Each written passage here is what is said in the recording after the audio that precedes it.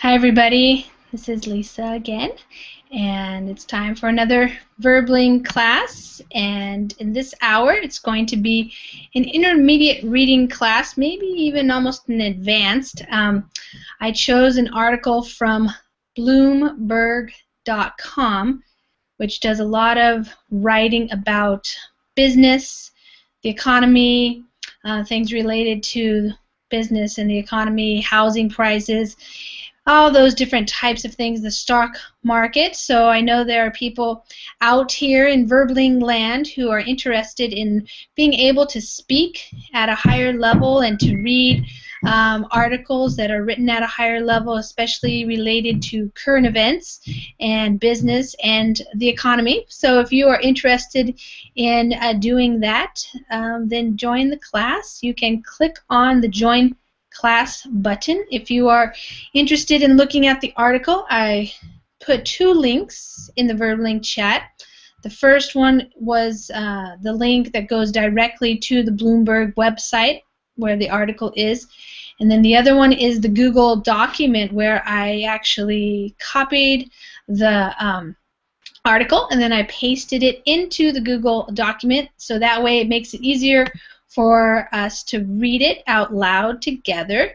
So if you can click on either one, whichever one works for you, and as soon as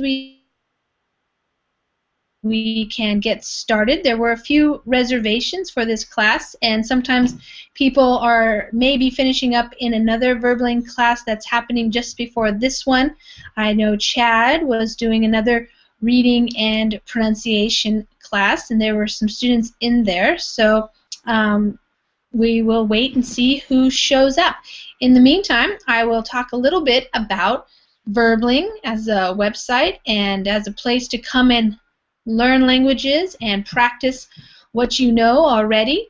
For English learners, Verbling tries to offer classes at least every hour. Sometimes we have two classes during some hours of the day.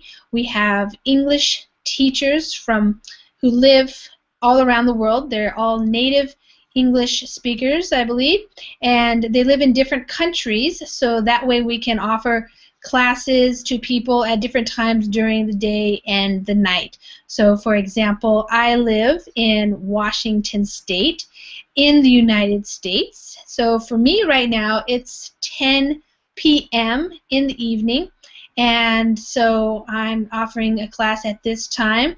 Like I said, there will be another class offered in the next hour and the next hour, and so it's really up to you to decide when you have time and how much time and effort you want to put into your language learning. So with the English classes, you can pretty much find an English class happening at any time of the day or the night. We have lots of Verbling students who seem to stay up very late in the evening and show up to classes even really late at night. Hi there, Ahmed. Hi, How are you? I'm fine. Good. Well, welcome. I was just talking a little bit, waiting for people to show up to class, and here you are. You're the first one to join us. Were you in Chad's class also? Yes, Yeah? Great. Ahmed, where do you live? I'm from Egypt. Uh-huh. And what time is it in Egypt right now? It's 7:05 a.m. Oh, okay, so you're up early, huh? Yeah, Have you been celebrating with the festival of the what is it called? The Eid? Eid or something? Eid al-Adha. Yeah. Have you been doing that? Yes, Great. it was yesterday. That was yesterday? Okay. Yeah, Yeah. And did your family sacrifice any animals? yeah. What one? What kind? uh, It's uh,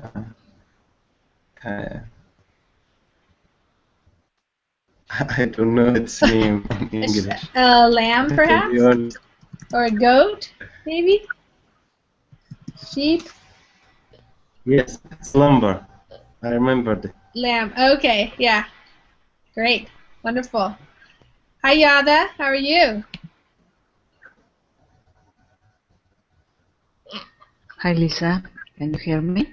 Yes, I can hear you very well. How are you? I'm doing really well, thank you. Long time no haven't seen see. you. Exactly. Really glad to be here with you. Yeah, great. How have you been? Sorry? How have you been? I have been well. Yeah. Yes. Are you doing the teaching job, or are you still working with the magazine? No, I'm still working at the magazine. Oh, okay. I think in 2 months from now, probably, Yeah. because the things with the teachers in my country are hard now. Until the government can fix this problem, we don't know what's going to. Yeah. What's going on with the teachers? Well, they don't agree with a new law that the government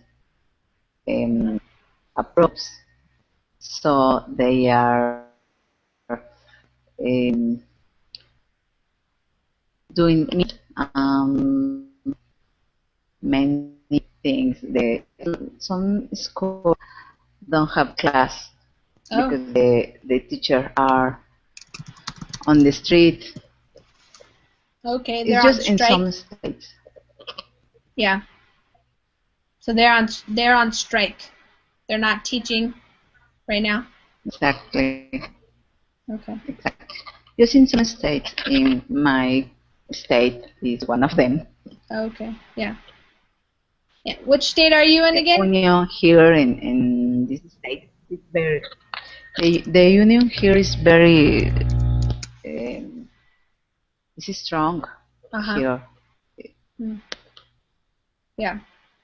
And are you in Veracruz? Is that where you are? So I hope. Yeah. Okay. Great. Okay. Well, I have an article. Did you guys open it yet? Did you get the article? Did you open it?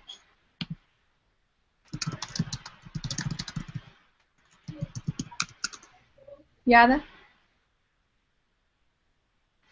And Ahmed, did you open the article yet?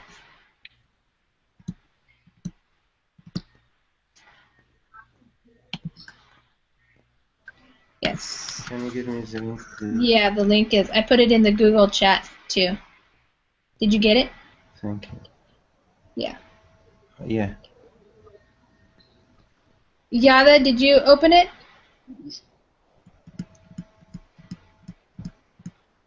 It's opening.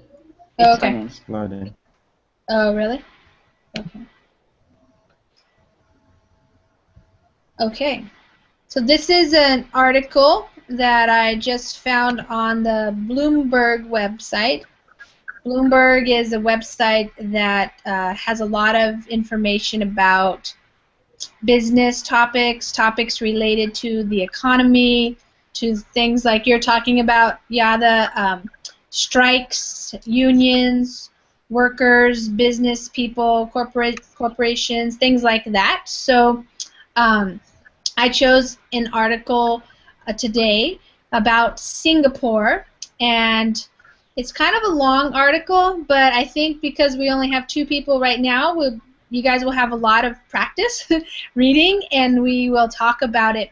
It has a lot of really good vocabulary, especially vocabulary related to talking about the economy, talking about housing, which is something that is very much in the news a lot in the United States, but also in pretty much every country because it affects people, in their day-to-day life with how much money they make and how much they can purchase if they need to rent a house or buy a house, things like that.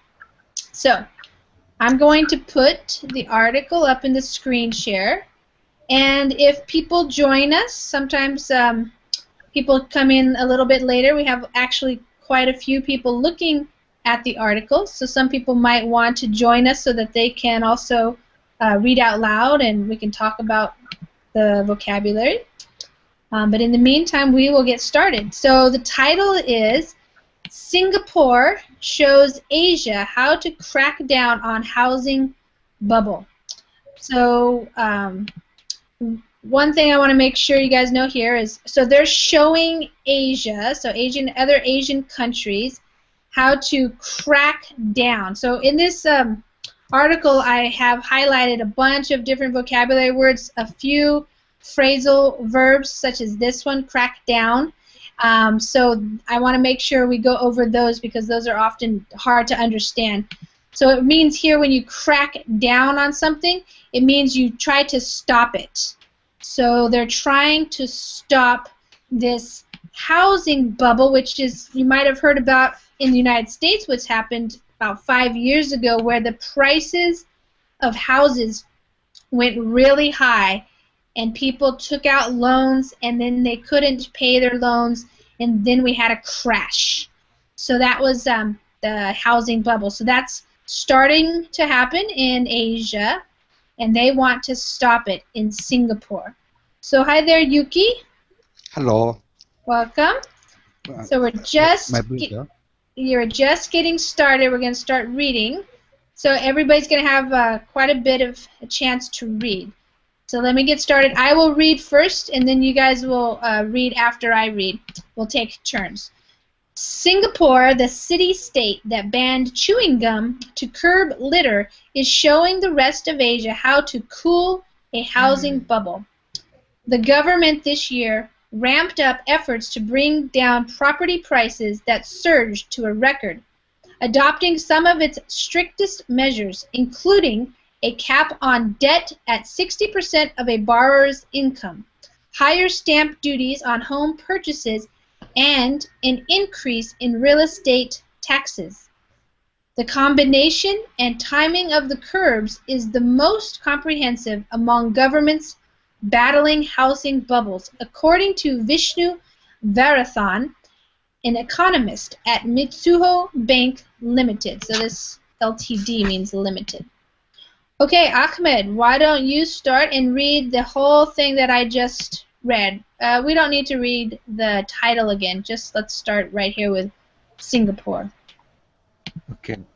Singapore is a city-state that banned the chewing gum to curb litter, is showing the rest of Asia how to cool a housing bubble.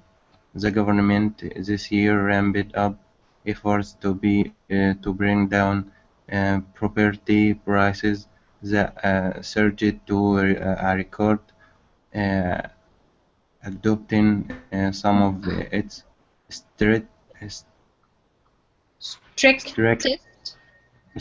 measures, including a cap on debt at 60% of a borrower's income, higher stamp duties on home purchases, and an increase in real estate taxes. The combination and timing of the curbs is the most comprehensive among governments battling housing bubbles, according to Vishnu Varathan, an economist, Amizu Bank Limited. Good. So here I'm going to go over some of the vocabulary now. So Singapore is a city-state, so it's one city that's a state in a country itself, I believe. Banned. So they banned chewing gum. So that means they made it so that you couldn't buy it or sell it. To ban something means you're not allowed to buy it or sell it. And they did this to curb or to stop litter. So they didn't like people making the city dirty with throwing stuff on the ground, trash and stuff, even chewing gum. So the person is writing this because that's pretty drastic. Usually governments don't ban chewing gum, but they're very serious when they want to make a change. So they wanted to clean up their city, and they banned the chewing gum. And now what they're doing is they're showing Asia how to cool a housing bubble. So to cool means to kind of slow it down. So what the housing bubble is, again, is when the housing prices keep going up and up and up and up. And people have to take out more loans, bigger loans, and then eventually it pops. The bubble pops because prices aren't really, they shouldn't be so high. So they're trying to cool it, and in this case it means to slow it down. So they're saying the government ramped up. Here's a phrasal verb. To ramp up means to make something happen more. So they're really starting to do more about it.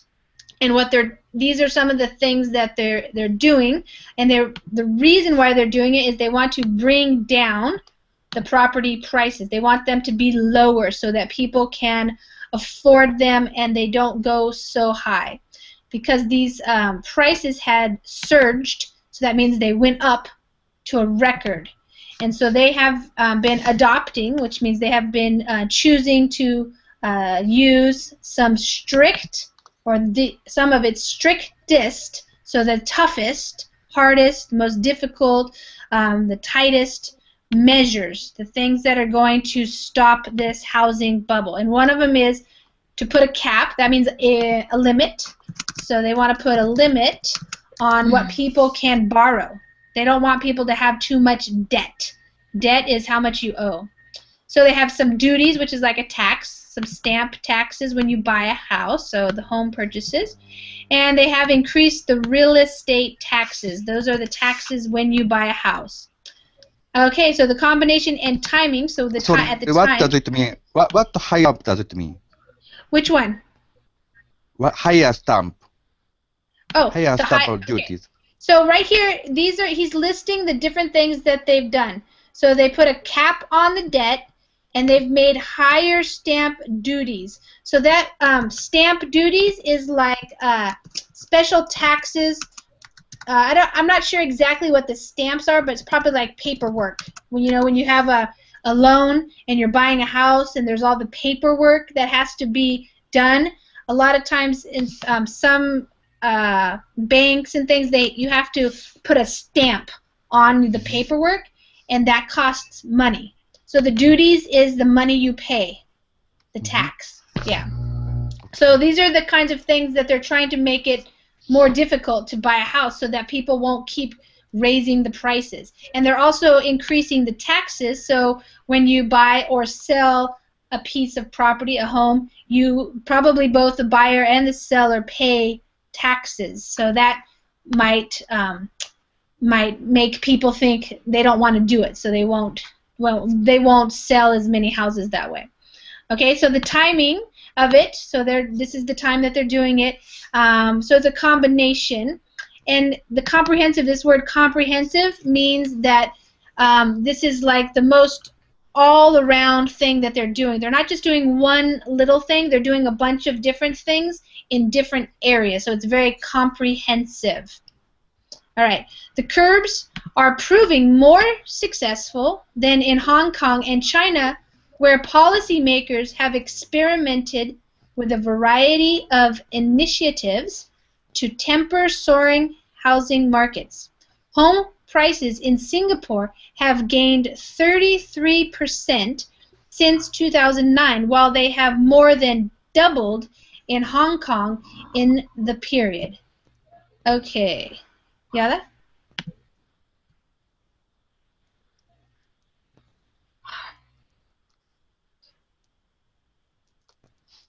Lisa, my internet is fine.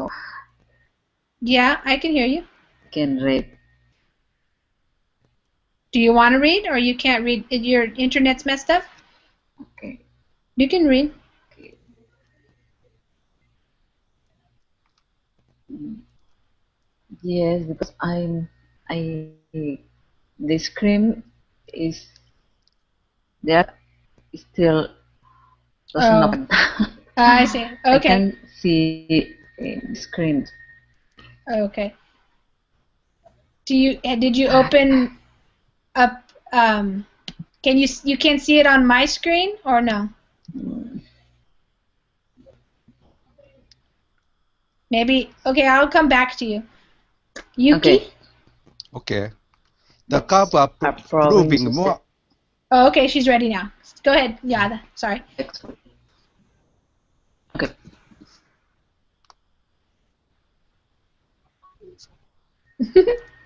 Are you going to go now, Yada?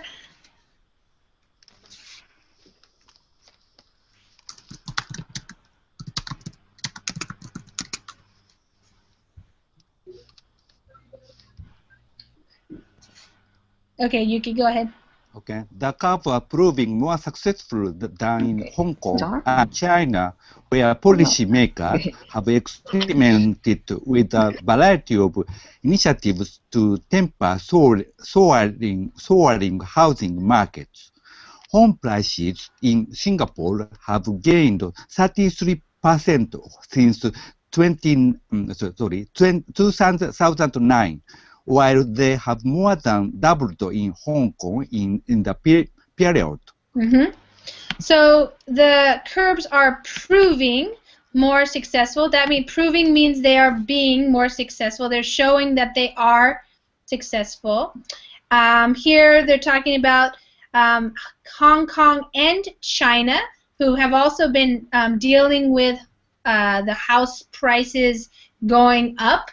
And so they've tried different initiatives or different things, measures that they want to try to temper soaring housing markets. So he's using a lot of different words.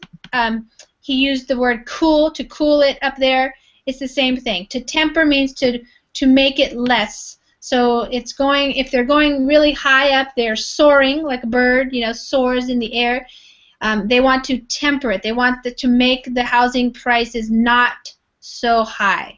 Because what has happened is in Singapore, they've only gone up 33%, but in Hong Kong, they've more than doubled. So the rate, how fast they're going up is a lot faster in Hong Kong. So Singapore does not want that to happen in their country.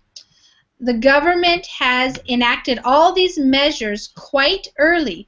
Vikrant Pandey, a Singapore-based analyst at UOB Kay Hian PTE, the securities unit of Southeast Asia's third largest lender, United Overseas Bank Limited, said they want to contain a bubble from reaching levels where it brings down the whole system.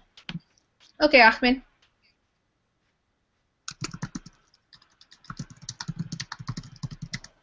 Okay. The government has enacted all these measures quite early. Vikrant Pendi, Singapore-based analyst at UOB, Kay Hian, BTE, the securities unit of Southeast, Southeast Asia's third largest lender, United Overseas Bank Ltd, said they want to contain a bubble from reaching levels where it brings down the whole system. Yeah, good. So the government has enacted, that just means they have started, they have put into place or implemented, those are all the same meaning, these measures, these things that they're doing. Securities is the market, that's another word for like the stock market, the shares and things that you buy. So this is a bunch of just business speak, different ways of saying what they are, but there's the lender. They lend the money to people who want to buy real estate, apartment buildings or homes, things like that. All right, they want to contain. When you contain the bubble, is you keep it all together in one place. You don't let it go bigger. So they're just trying to keep it where it is. They don't want it to go crazy and get like it was in the United States, where lots and lots of people were buying houses that they could not afford, and they were taking out very big loans that they could not pay back. All right, home prices in Singapore had the slowest growth in 6 quarters in the 3 months ended September 30th. Sales declined and mortgage growth fell to 13% in July from 18% 2 years ago. The city-state, on an island off the southern tip of the Malay Peninsula, began introducing curbs 4 years ago after home prices climbed 25% in the 2 years to 2008. The government of Prime Minister Lee Hsien Loong intensified efforts as prices jumped a further 40%, driven by low interest rates, demand from local Singaporeans to upgrade from government to private housing, as well as buyers from China and Southeast Asia. Okay, Yuki, that's a long one. Okay. Home prices in Singapore had the slowest growth in 6 quarters. In the 3 months ended September 30. Sales declined and mortgage growth fell to 30% in July from 18% 2 years ago. The city-state on an island off the southern tip of the Malay Peninsula began introducing curbs 4 years ago after home prices climbed 25% in the 2 years to 2008. The government of Prime Minister Lee Hsien Loong intensified effort as prices jumped a further 40%, driven by low interest rates. Demand from local Singaporeans to upgrade from government to private housing, as well as buyers from China and Southeast Asia. Here we say southeast. Yeah. Southeast Asia. Good. Okay. So lots going on here. The home prices had the slowest growth in 6 quarters. So the quarters are every 3 months. In the 3 months ended September 30th. So what they've been doing has been working. It's slowing down the growth. The sales have declined. That means there have been less sales, and mortgage growth fell also. So that the mortgage is the loan that you take out when you buy a house, and then when you pay it back, that's called your mortgage payment. Every month you have to pay back the loan to the bank. All right, so things have they introduced the curbs. Okay, so 4 years ago, after they had realized that the prices they first climbed 25%, so they went up 25%, and then they went up another or a further 40%. And so this, so what they had to do is intensify their efforts. So that means they had to do more. They had to be more serious. To intensify means to make more intense what you're doing, like really focused and just do more, really.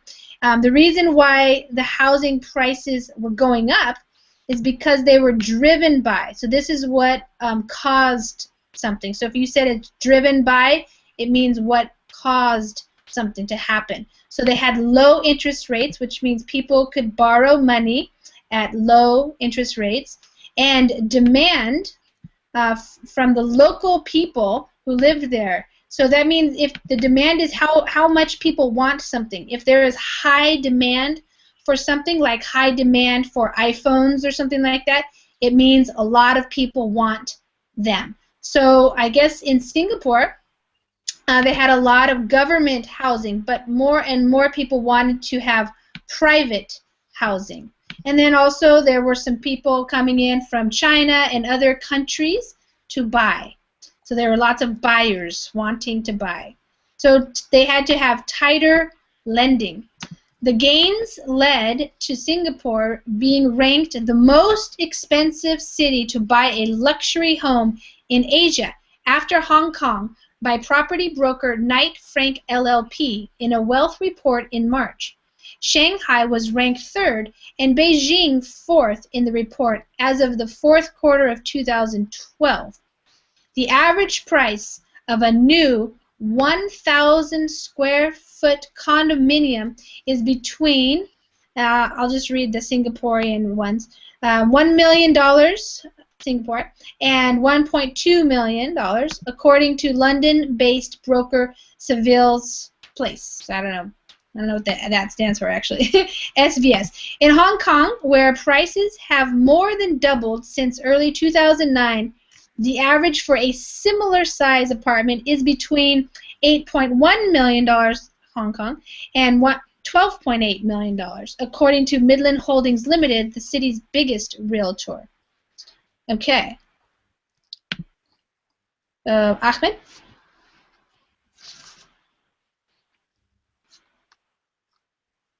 Yes. You want to read that part right there? The tighter lending? Okay. Tighter lending. The gains led to Singapore being ranked the most expensive city to buy luxury home in Asia, after Hong Kong by property broker Knight Frank LLP in a Wales report in March. Shanghai was ranked third and Beijing fourth in the report as of the fourth quarter of 2012. The average price of a new 1,000 square foot condominium is between 1 million and 1.2 million according to London-based broker Saville's PLC SVS. In Hong Kong, where prices have more than doubled since early 2009, the average for a similar size apartment is between HK 1.8.1 million and 12.8 million according to Midland Holding Limited, the city's biggest Realtor, yeah. People who sell real estate, yeah. Yeah, so the gains, the gains is what is gained, what is more. So if you gain something, like if you gain weight, that means you weigh more. And so the gains in sales or something would be selling more.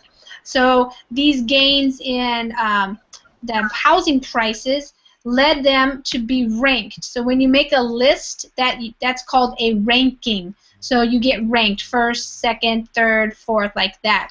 So they were becoming the most expensive city to buy a luxury home, so a very expensive home in all of Asia. Yeah. Sorry, gain here means profit, yeah? Not another meaning. Not so much the gains in the profit, but the gains in you see up here where it said the prices jumped. So that's what it means. The gains in housing prices, they kept going up. Yeah, increase. Okay. Yeah, the increase. Yeah, the increase. So the increase, you could say the increase in housing prices led them to become ranked as the most expensive city. Yes. So that's good. The increase. Thank you. And condominium, you might know it's similar to like an apartment, but usually you own it. You don't just rent it, you buy it. But it is still like an apartment building rather than like a home by itself. So yeah, and the realtor, that's just the person that you go to find out what houses are for sale. A person who sells the house is called the real estate agent or the realtor. Either one is fine. So, hey, Alexandra. Hi there. Okay, so the other thing that was happening was payments capped. So another word for capped is topped. That means or limited. So they were limiting the payments. So in Singapore, the government raised the minimum down payment on second home purchases, brought in new taxes for foreign and corporate buyers, and added a stamp duty for all residential properties. The Monetary Authority of Singapore said June 28 that home loans should not exceed a total debt servicing ratio of 60%. In August, the central bank then cut the maximum period for new loans to buy public housing, where about 80% of Singaporeans live, by 5 years to 25 years. Mortgage payments were capped at 30% of gross monthly incomes, down from 35%, according to the Housing and Development Board. Okay. Alexandra, do you want to read? Yeah. Okay. How do we read Singapore? Singapore. In Singapore, the government raised the minimum down payment on second home purchases, brought in new taxes for foreign and corporate buyers, and added a stamp duty for all residential properties. The Monetary Authority of Singapore said June the 28th that home loans should not exceed a total debt servicing ratio of 60%. In August, the central bank then cut the maximum period for new loans to buy public housing, where about 80% of Singaporeans live, by 5 years to 25 years. Mortgage. Mortgage payments were capped at 30% of gross monthly incomes, down from 35%, according to the Housing and Development Board. Okay, great.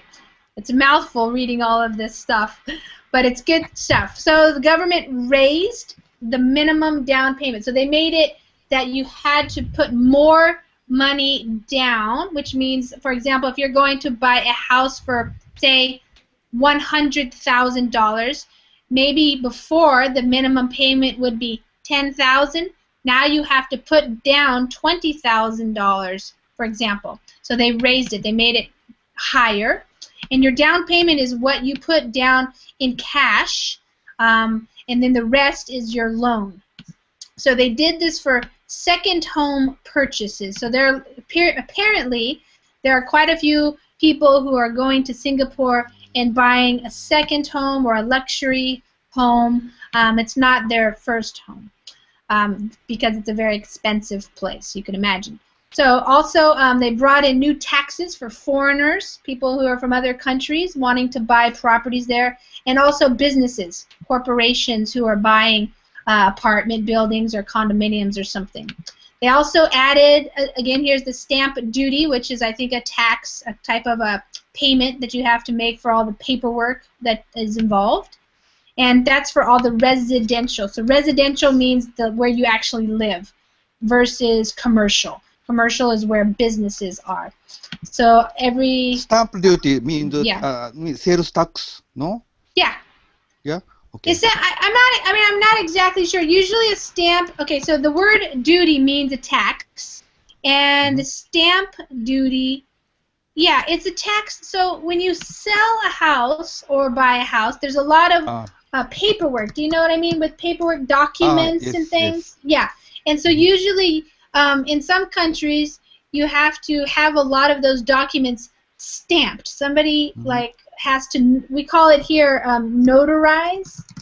So you have to notarize, and that's they put a stamp on it, and then you have to sign it and all that kind of stuff. So you have to pay for that. So that's what that is.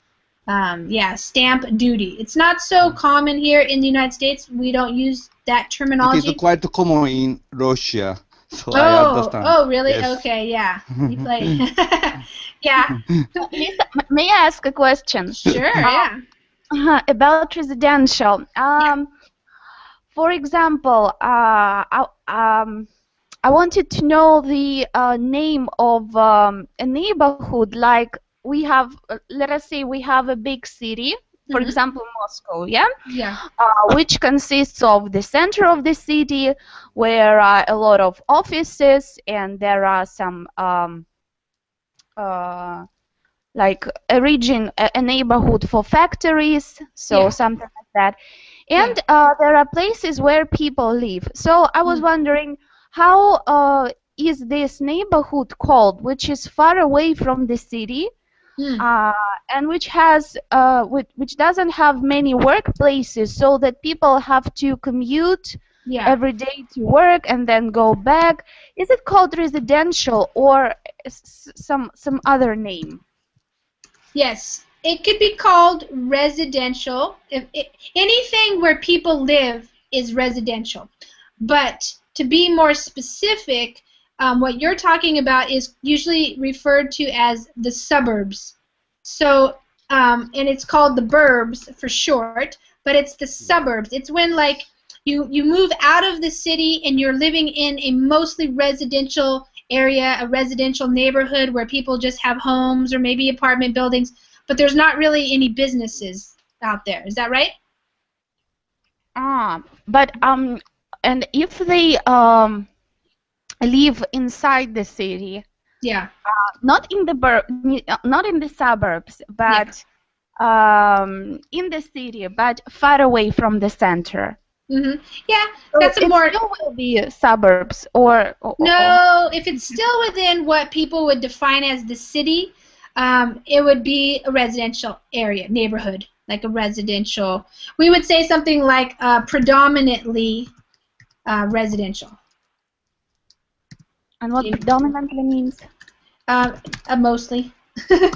Just means mostly residential. So if you're talking about, you know, I live in this part of Moscow, and you're describing it to somebody, you could say it's mostly a residential area, which would mean that there aren't really any businesses or offices or factories nearby. It's mostly just where people live. There might be like a grocery store on the corner, like a little grocery store or something. You know, some maybe little things like that, but not like big office buildings or places where people go to work. Yes, this is what the word which I was looking for. Thank you. Thank you. Okay, sure. Yeah. The burbs, yeah. Okay. So, yeah, so here, these are a bunch of words, again, for, like, the housing market. So one of the things is the debt servicing ratio. This is kind of getting technical here, economic terms.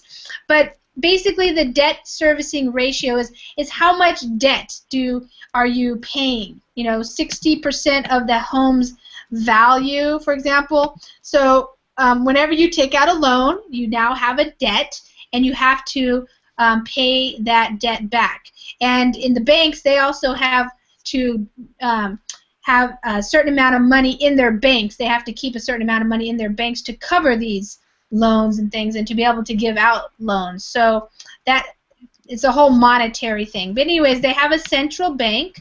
So and the central bank can make policies. So what they did is they also cut or limited, basically. So they said that the maximum period for new loans to buy public housing, they cut that, which means they made it lower. If you ever cut things, you're making it lower. So if you hear the words like cut prices or something like that, it means they lowered the prices. So they lowered. Yeah. If I want to buy a house and Yeah. I need a loan, for example, let us Yeah. say my house costs $1 million. Yeah. So I can't take 100% Right. loan, only 60% maximum. Yeah. Yeah, I think actually the debt servicing is for the, yeah, I think it's for the bank. Let's see, the debt servicing ratio of 60%. Home loans should not exceed a total of, I think that has more to do with the banks and how much they can actually loan out in mortgages. So this was actually limiting. Down here later in the article, they say, we haven't read it yet, but he said that this person was planning to take out 80% of the home value, but he's not sure that he could even do that. So yeah, maybe now they're saying only 60%. And each 60% of the price. Yeah. Right, exactly, yeah.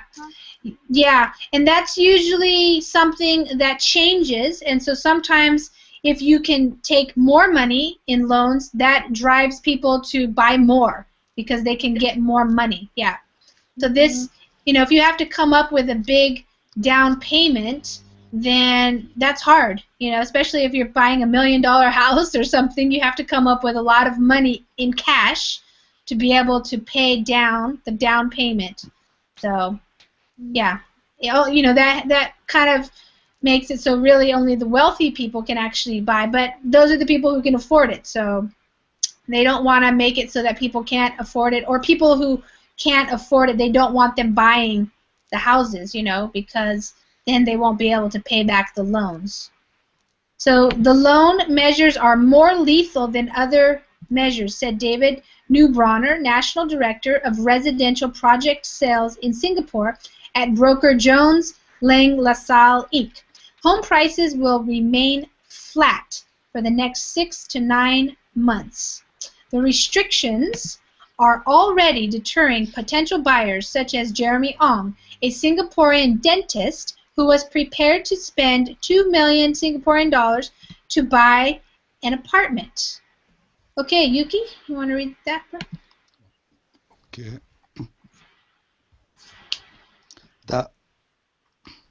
The loan measures are more lethal than the other measures, said David Neubronner, National Director of Residential Project Sales in Singapore at broker John Lansall Inc. Home prices will remain flat for the next 6 to 9 months. The restrictions are already deterring potential buyers such as Jeremy Ong, an Singaporean dentist who was prepared to spend $2 million Singapore dollars to buy an apartment. Mm-hmm. The latest loan measures are tough and interest rates are going to go up, said Ong, 32, who had been looking for a 3-bedroom apartment near the upscale Orchard shopping district. I plan to take a loan for 18% of the home value, but I'm not sure with the new rules how much I'll get since I also have a car loan. Mm-hmm. Good. So basically, lethal here means deadly. So if something is lethal, it means it's deadly. It's going to knock something out. And that's what's happening there, the loan measures. So making it harder for people to get loans is definitely going to affect the sales. And so he says they're going to remain flat, which means they're not going to go up or down. And these measures or these restrictions are already deterring. When you deter somebody from doing something, it means they don't want to do it anymore. So the potential buyers, so the people who might buy, they're already saying, I don't know if I can afford this. I don't know if I want to if I can even get a loan. So that's what's happening for this person here, this dentist who wanted to buy a house or an apartment. The measures are tough, and that means they're difficult, they're hard, and he thinks the interest rates are just going to go up. So maybe they're at 4% now, they're going to go up maybe to 5%, and that will mean his payments will be higher. The word upscale here just means where it's very nice, very fancy, luxury shopping area. And yeah, so the sales have been dropping. I don't want to finish the article. We're not going to have time. I want to read a little bit more, and then I want to have you guys talk a little bit about this and how it is where you guys live. But Ahmed, I'm going to read this, and then I'll have you read. So while an index of private residential property prices rose to a record 216.2 points in the quarter ended September 30th, the 0.4% increase was the smallest since the first quarter of 2012, according to preliminary figures from the Urban Redevelopment Authority on October 1st. Apartment prices fell 0.5% in prime districts in the third quarter, more than the 0.2% decline in the previous 3 months, the URA data on October 1st showed. The city's private home sales slid 48% to 742 in August from a year earlier, the authority said in September. In July, sales fell to 482, the lowest in almost 4 years. Okay, Ahmed? Okay.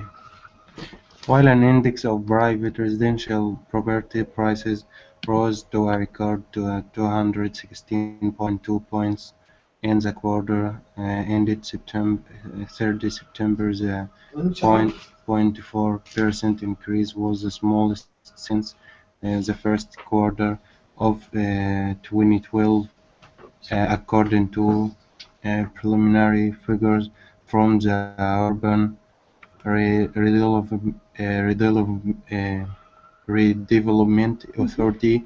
On 1 October, apartment prices fell 0.5% in prime districts in the third quarter, more than the 0.2% decline the previous 3 months.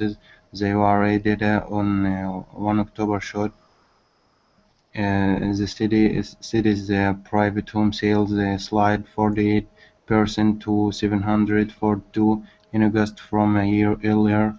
The authority said in September and July sales fell to 482, the lowest in almost 4 years. Good.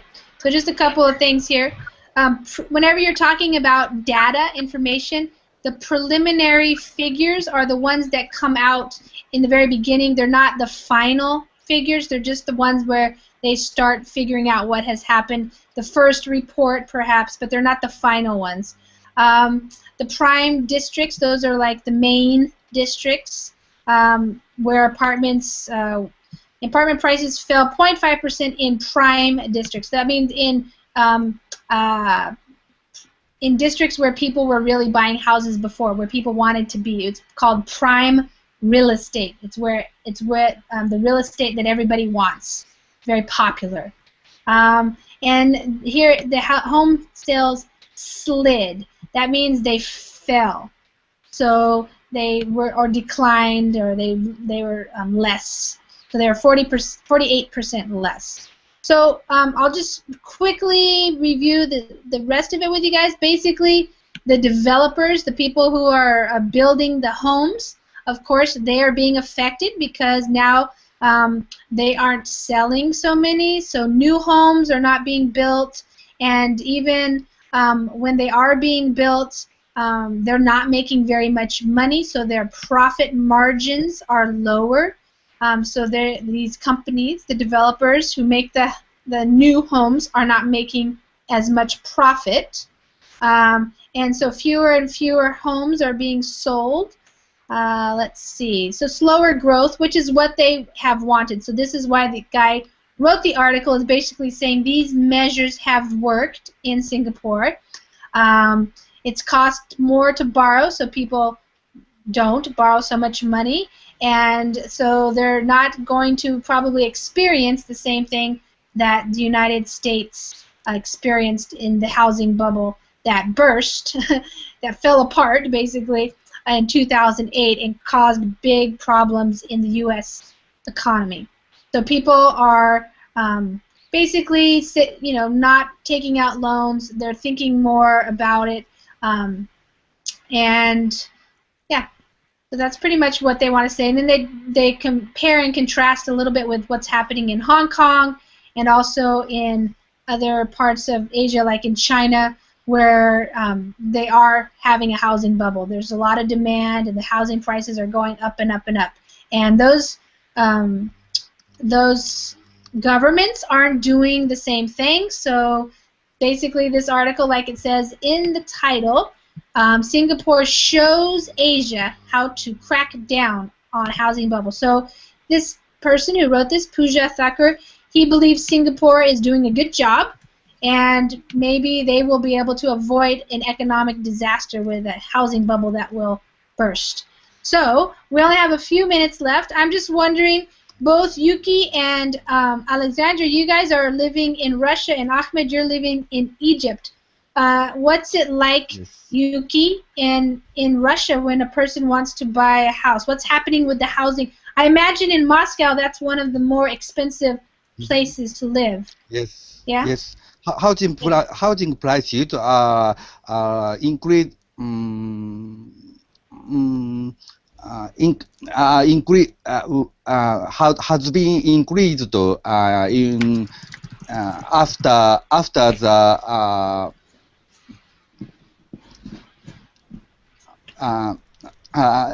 in recent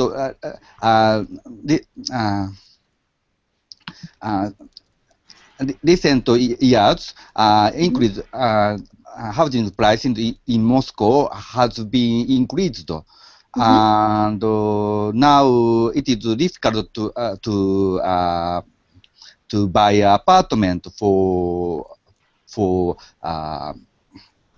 people of average salary. So now I think Moscow is became one of the most costly cities in the world. Wow.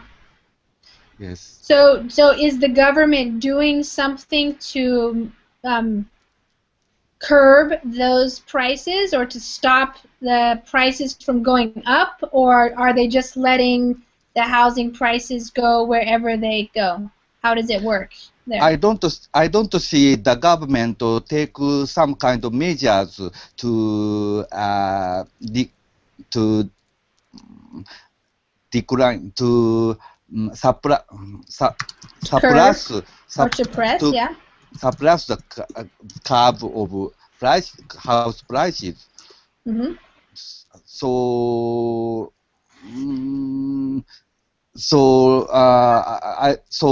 not only house prices are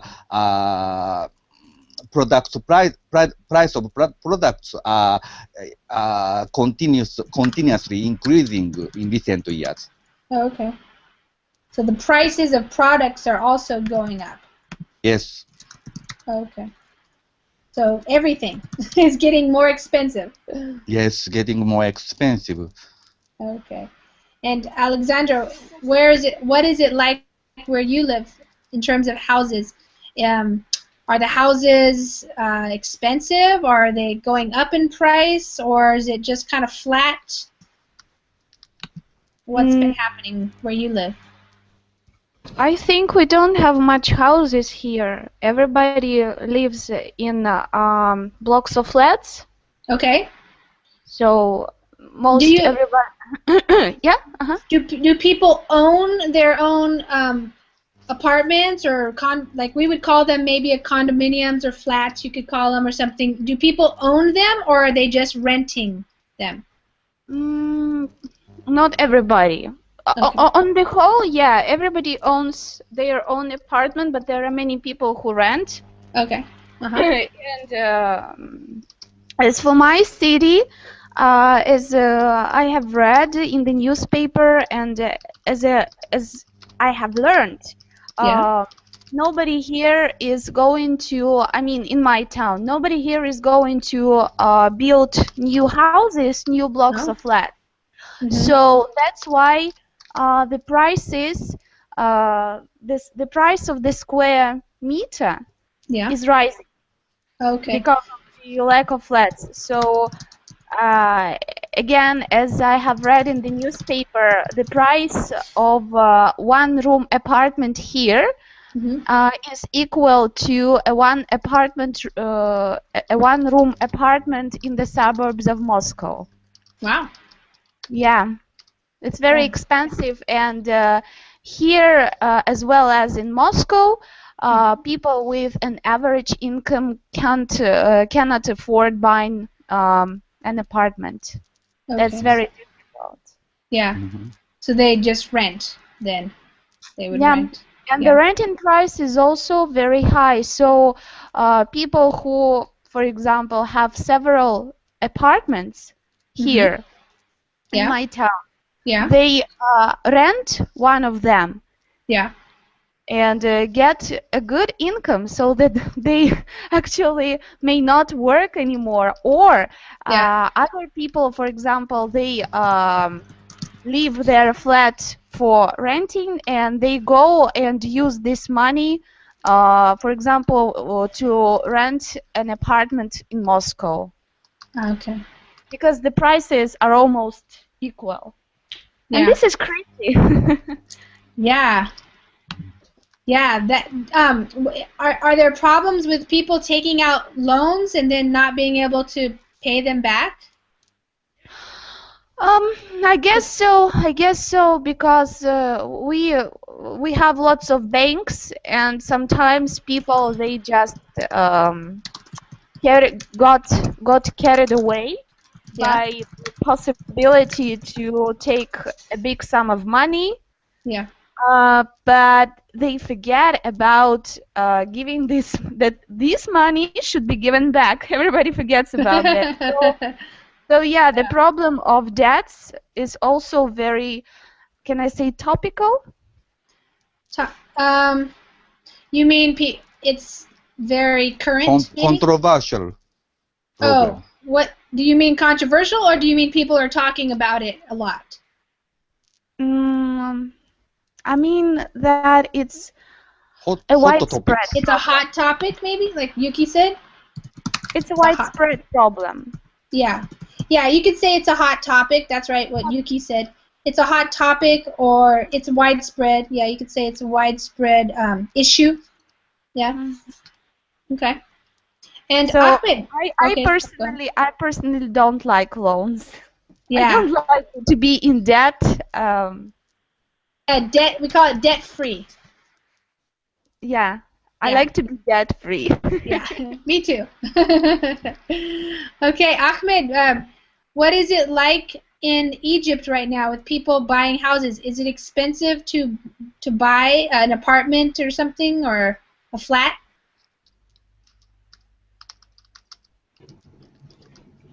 Yes. And so what is it? What is happening? Are prices getting higher and higher, or is the government doing something like what Singapore is doing, like trying to make it so that the houses don't go so high, the housing prices? No, it getting higher and higher. The government uh, doesn't interest. Oh, okay. So Uh, do many people own apartments or condominiums or houses, or do most people rent? yeah, that's what I was going to say. Most people here in my area own their own houses, Mm-hmm. so the rent isn't common here. Oh, okay. Okay. And what is common for how to buy a house? Do people go and take out a loan, or how do they afford to buy the house? Yeah, Okay. the ones, But in my personal view, Yeah. uh, I think loans should be used in investment, not consumption. Mm-hmm. Yeah. Investing in what?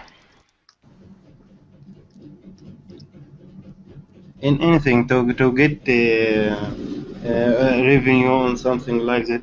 This because I've graduated from the Faculty of Commerce. Okay. Um, Yeah. so I'm looking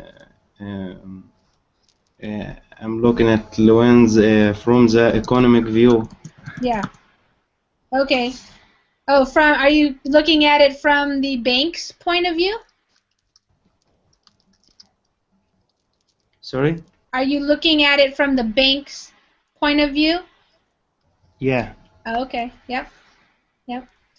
Yep. There's always two sides to it. Yeah. Alexandra, did you want to say something? Yeah, I wanted to ask. So you say that you have a 15 or 30-year mortgage loan. Yes. And what do you give as a deposit? So usually 20% as a down, we call it a down payment. So for example, if I want to buy a house for $100,000, which you can't really buy a house for that much where I live, but that's a number, round number. You have to put down $20,000 cash. You give it to the bank, and then if you qualify, then you will get an $80,000 loan, and you can choose to pay that back over 15 years or over 30 years.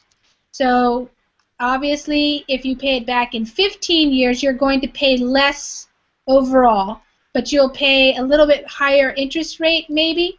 Whereas you take a longer time to pay, you have a little bit lower interest rate, maybe, and but over that amount of time, you're going to pay more in interest, So. But what if a person can't manage these payments? Okay, so He if you takes a loan, but it turns out that he has no more money, so he can't afford. Then what? So that's called defaulting on your loan. So if you default, which means you cannot pay the payments, it goes for a little while, and then the bank will make the move to basically foreclose. That's the word, is to foreclose on your home, which means the bank is going to take your house, meaning they're going to own it, and then they will try to sell it and get money to pay off your loan. And that is what happened to a lot of people after the housing bubble burst in the United States, because so many people had purchased homes and they had loans that they were called variable interest rates. So that means that they purchased the house on a loan, maybe with a very low interest rate, like maybe 4%, but then after a year or 2 years, maybe it went up to 5% or more, which then makes your payment a lot higher. So let's just say your payment was $800 per month, and then in 2 years it became $1,200 per month. And nobody, people couldn't afford that, or other things might have happened, like they lost their job, or something like that. But isn't it possible to fix the stable interest rate? Yes, many people prefer that, but these were like what they called high-risk loans. So people who probably shouldn't have been getting loans anyway, like maybe they already had defaulted on a loan sometime in the past or something. So, or they didn't really have a stable job, because when you go to get a loan, you have to show that you've been working for maybe a year, 2 years, 3 years. You've been making the same amount of money for a couple of years, so that then a bank knows that you have what we call stable income. It's probably not going to change unless something drastic or something really big and different happened, so like you lost your job or something. So you have to show that you have stable. What? Today's topics reminds me of what happened several years ago in U.S. Yeah, there was Yes. a loan crisis, yeah? Yes. Housing bubble, and many people have a big mortgage, and they have bankrupted. They could not return their loan. So Right. it was social crisis in Yes. US. So Yes. you can feel today's topics closely, Yes. more Exactly. closely. Yes.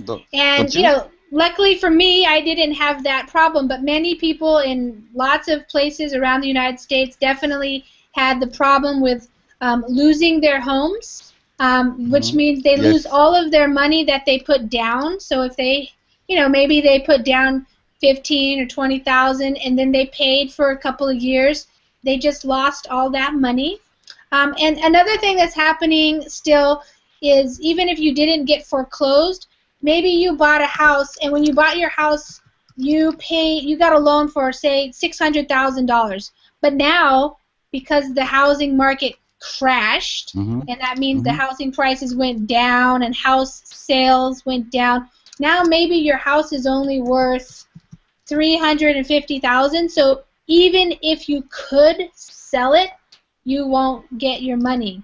You would have to pay the bank more. So some people are still living in their homes, but they're paying a very high mortgage payment, even on a house that's not really worth that much anymore. Yeah.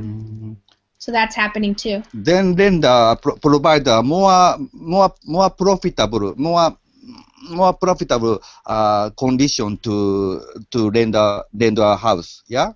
Yeah. To, Well, now it has cooled down, yeah. Yes, now is a good time if you have money to buy.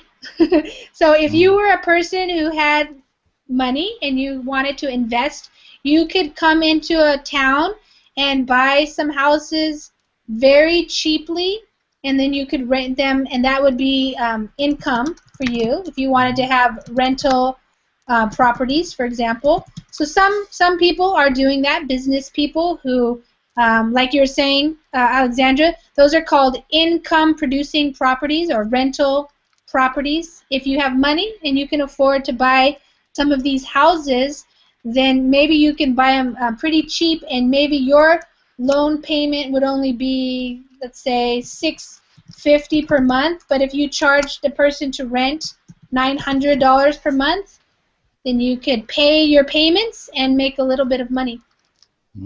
So, yes, it's a very interesting topic because it definitely affects everybody in every town, and especially the cities, like, very big cities like Moscow, but also in the United States, some cities it's very difficult to live, like San Francisco or New York City, places like that. It's very expensive. So people who want to live there, want to work there, it can be very difficult to find something they can afford. So, yeah. So did I get you right that if I have a stable income, I can ask for a loan at a stable interest rate? Yeah, it's called a fixed interest rate. So that means if I have a 15-year mortgage and I have a fixed interest rate at, to say 5%, that means for the whole 15 years, I'm just going to pay the same interest rate. It won't change. It won't go higher. It won't go lower. And then if I had problems in the past, or if I didn't have a stable income, then I also would be given a loan, but the interest rate will be like jumping, yeah? Yes. You might be given a loan, especially 5 years ago, but now it's much more difficult to get a loan if you have problems in your background, financial problems. Yeah. Variable interest rates have a more risky, yeah? Yes, much more risky. Much more risky. But I don't see the sense in taking high-risk loan, because this is high risk. Today, unpredictable. Today it can be 5%, tomorrow it can be 15%. And what? Yeah, it's usually not that big of a difference, and people are kind of betting on how the economy goes because sometimes it could go down too. So it's kind of like a way to just do something you probably shouldn't be doing, but you're doing it anyways. For people want what they want. They buy things on credit cards, and so it's kind of a mindset too. I deserve that. I should get it, and so they might buy it, but they can't really afford it. So. And I think Singapore government remember of the American crisis, so so they take measures now. Sure. Yeah. Right. I see. Pretty smart. Yeah. Okay, guys, I gotta go to bed. It's past 11 for me. I think you guys are all just starting your day, right? Yeah. Okay. All right. Well, have a good day. I'll see you again. Good night. Okay. Thank you. Bye-bye. Thank you. Bye, Alexandra. Thank you so much for interesting You're welcome. theme to discuss. One works for you, and as soon as we can get started. There were a few reservations for this class, and sometimes people are maybe finishing up in another Verbling class that's happening just before this one. I know Chad was doing another reading and pronunciation class, and there were some students in there, so we will wait and see who shows up. In the meantime, I will talk a little bit about Verbling as a website and as a place to come and learn languages and practice what you know already. For English learners, Verbling tries to offer classes at least every hour. Sometimes we have 2 classes during some hours of the day.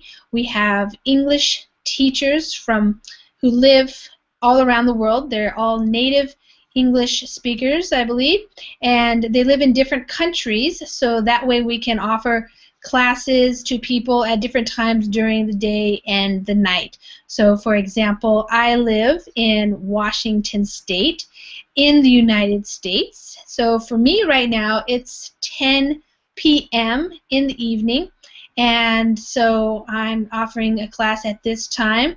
Like I said, there will be another class offered in the next hour and the next hour, and so it's really up to you to decide when you have time and how much time and effort you want to put into your language learning. So with English classes, you can pretty much find an English class happening at any time of the day or the night. We have lots of Verbling students who seem to stay up very late in the evening and show up to classes even really late at night. Hi there, Ahmed. Hi, How are you? I'm fine. Good. Well, welcome. I was just talking a little bit, waiting for people to show up to class, and here you are. You're the first one to join us. Were you in Chad's class also? Yes, Yeah? Great. Ahmed, where do you live? I'm from Egypt. Uh-huh. And what time is it in Egypt right now? It's 7:05 a.m. Oh, okay, so you're up early, huh? Yeah, Have you been celebrating with the festival of the what is it called? The Eid? Eid or something? Eid al-Adha. Yeah. Have you been doing that? Yes, Great. it was yesterday. That was yesterday? Okay. Yeah, Yeah. And did your family sacrifice any animals? yeah.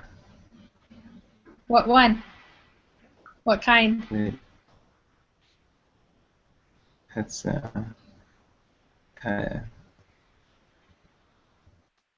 I don't know its name in English. A lamb, To perhaps? be honest, Or a goat, maybe? Sheep? yes, it's lumber. I remembered it. Lamb. Okay, yeah. Great. Wonderful. Hi, Yada. How are you? Hi, Lisa. Can you hear me? Yes, I can hear you very well. How are you? I'm doing really well, thank you. Long time no haven't see. seen you. Exactly. Really glad to be here with you. Yeah, great. How have you been? Sorry? How have you been? I have been well. Yeah. Yes. Are you doing the teaching job, or are you still working with the magazine? No, Hi, everybody. This is Lisa again, and it's time for another Verbling class. And in this hour, it's going to be an intermediate reading class, maybe even almost an advanced. I chose an article from Bloomberg.com, which does a lot of writing about business, the economy, things related to business and the economy, housing prices, all those different types of things, the stock market. So I know there are people out here in Verbling land who are interested in being able to speak at a higher level and to read articles that are written at a higher level, especially related to current events and business and the economy. So if you are interested in doing that, then join the class. You can click on the Join Class button. If you are interested in looking at the article, I put two links in the Verbling chat. The first one was the link that goes directly to the Bloomberg website where the article is. And then the other one is the Google document where I actually copied the article and then I pasted it into the Google document, so that way it makes it easier for us to read it out loud together. So if you can click on either one, whichever one. I'm still working at the magazine. Oh, okay. I think in 2 months from now, probably. Yeah.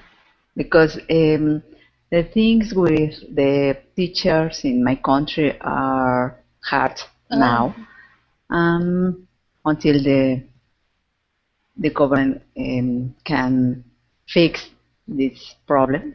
We don't know what's going to. Yeah. What's going on with the teachers? Well, they don't agree with a new law that the government approves. So they are doing many things.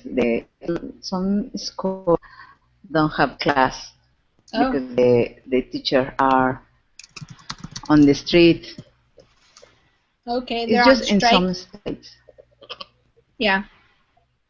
So they're on strike. They're not teaching right now. Exactly. Okay. Exactly. Just in some states. In my state is one of them. Okay. Yeah. Yeah. Which state are